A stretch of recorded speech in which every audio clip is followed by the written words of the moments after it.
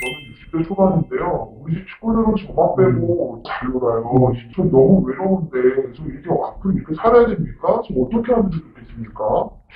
네, 예. 퇴직하시고 이제 집으로 귀환하셨는데, 식구들이 이렇게 고생하고 돌아온 나를 좀 제껴두고 자기들끼리 얘기하고 섭섭하죠. 굉장히 소외감 많이 느끼실 수 있습니다. 근데 참 이게 은퇴한 그 남자분들이 많이 겪는 그런 일상적인 그런 장면인 것 같아요. 예, 당연합니다.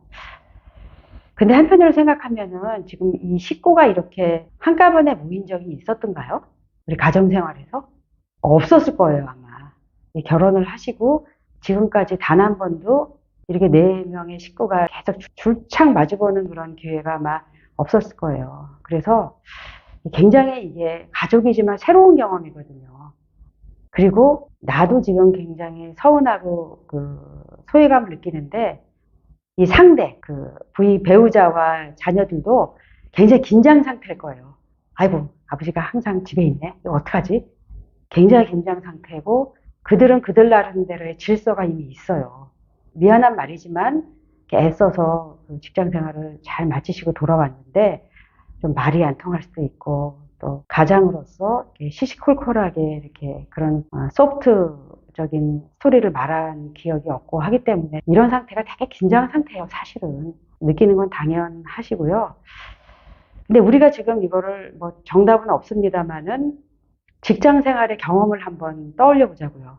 우리 다 직장 생활 했잖아요. 그러면 직장 생활에서 만약에 지금 말씀하신 분이 어떤 경력사원으로 새로운 조직에 풍덩 들어갔어요. 내지는 같은 회사라도 내가 새로운 업무로 딱 들어갔어요.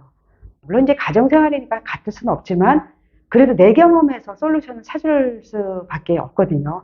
그럴 경우에 그 나머지 그 팀워크를 맞춰 온 사람들은 그 나름대로 긴장해요. 저 사람 와서 무슨 역할 하지? 우리가 방해받지 않을까? 기대 반, 침해받지 않을까? 걱정 반 이런 상태예요. 그럴 때 우리가 직장에서는 어떻게 했죠? 첫 번째는 제가 권해드리고 싶은 거는 내가 이런 거를 기여할 수 있다. 내가 이런 거를 잘 하기 위해서 이 조직에 왔다라는 거를 그 보여주시는 것도 굉장히 좋은 것 같아요. 가족도 마찬가지예요. 환영받을 만한 거를 조직에서 뿐이 아니고 가정에서도 한번 해보시는 거. 그 말하자면은 뭐 내가 가족을 위해서 음식의 한 종류를 한번 열심히 연구해서 그거를 만들어 준다든지 아니면 이제 좋아하는 새로운 차나 커피 같은 거를 배워가지고 만든다든지 아니면 이제 직장 생활에서 평소 못 하셨던 청소나 이런 거를 가족들한테 선사를 하면 가족들이 의외에 나의 모습을 보고 그들도 마음을 열 그런 시간이 좀 필요하거든요. 그런 방법이 있고요. 두 번째 말씀드리면은 직장 생활도 마찬가지지만 그 팀원들을 전부 다 어떻게 할 수는 없거든요. 그러면 그 중에서 우호적인 사람을 먼저 만드는 게 좋아요. 그걸 심리적 자본이라고도 하거든요. 내가 보다 마음 편하게 그 얘기할 수 있는. 그게 누굴까요? 쉽게 떠올리면 아무래도 배우자일 것 같아요.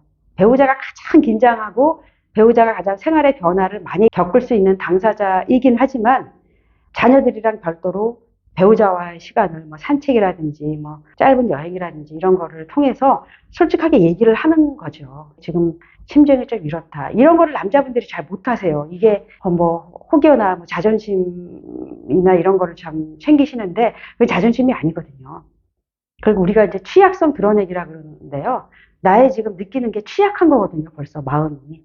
소외감을 느끼고 우울하고 이런 거는. 그럼 그런 거를 상대방을 비난하는 게 아니고 너네도 당연하지만 나조차도 이게 당황스럽고 내가 내 집이 아닌 것 같고 내가 다른 삶에 들어온 것 같아서 내가 어떻게 해야 될지 모르겠고 하는 거를 뭐 배우자면 배우자, 아들이면 아들한테 먼저 얘기를 하고 그러면서 그로 하여금 나머지 그 가족 구성원을 좀 더 이해시키고 가교육을 하게 하는 것도 그것도 하나의 방법입니다.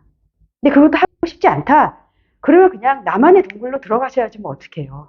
그런데 이제 집에 계시기보다는 뭐 처음에 뭐 산에 가고 골프 치고 하시는데 도서관을 한번 가보세요. 정말 책도 많이 읽고 요즘 도서관에서 점심 저녁도 주는 도서관이 많습니다. 아주 싸게.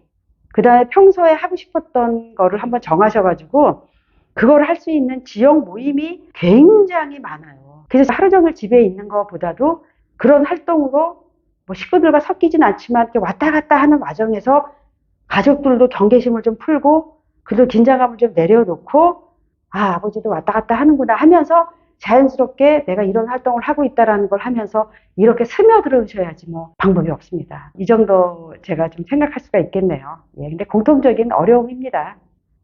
하지만 저는 그동안 끝까지게 일관했는데 그랬는데도 불구하고 제가 먼저 손을 내밀어야 되나요? 그렇게 생각하실 수가 있죠. 근데 이 상황에서 변화를 원하시는 거잖아요. 지금의 좀 상황이 불편하고 소외감을 느끼고 외롭고 그러면 변화를 원하시면은 변화를 원하시는 사람이 움직여야 돼요. 예, 그거를 상대방한테 기대하시기는 좀 어려울 거예요. 직장에서도 우리 그렇잖아요. 그 부하 직원들이 변화라 해도 뭐 이렇게 쉽게 변하나요? 내가 먼저 변화해야지 부하 직원들도 움직이고 있잖아요. 똑같아요. 직장 생활하고 어쩌면 인간관계가 비록 가정이지만 좀 연장선상이다. 변화를 원하면 변화를 원하는 사람이 먼저 지금과 다른 어떤 거를 해야 된다라는 거. 그냥 이렇게 쭉 그냥 끌고 가시면 계속 본인은 침묵하게 되고요. 계속 가족들은 더 자기들끼리 뭉칠 수밖에 없고 해요. 한번 또 직장과 다른 거는 제가 말한 두 번째 방법, 내가 그래도 가장 나를 드러낼 수 있는 사람을 만나서 나의 마음을 얘기한다든지 아니면 가족을 위해서 뭔가를 내가 한다든지 하면 가족이라는 게 또 좋은 게 있습니다. 어느 순간에 직장에서 느껴보지 못한 그런 마음이 확 연결되는 순간이 또 그걸 얻으실 수가 있어요. 그러니까 가족이고요. 저는 먼저 손을 내미는 스타일은 아닌데 일단 와이프한테 어떻게 하면 좋을까요? 일단은 산책이 제일 좋아요.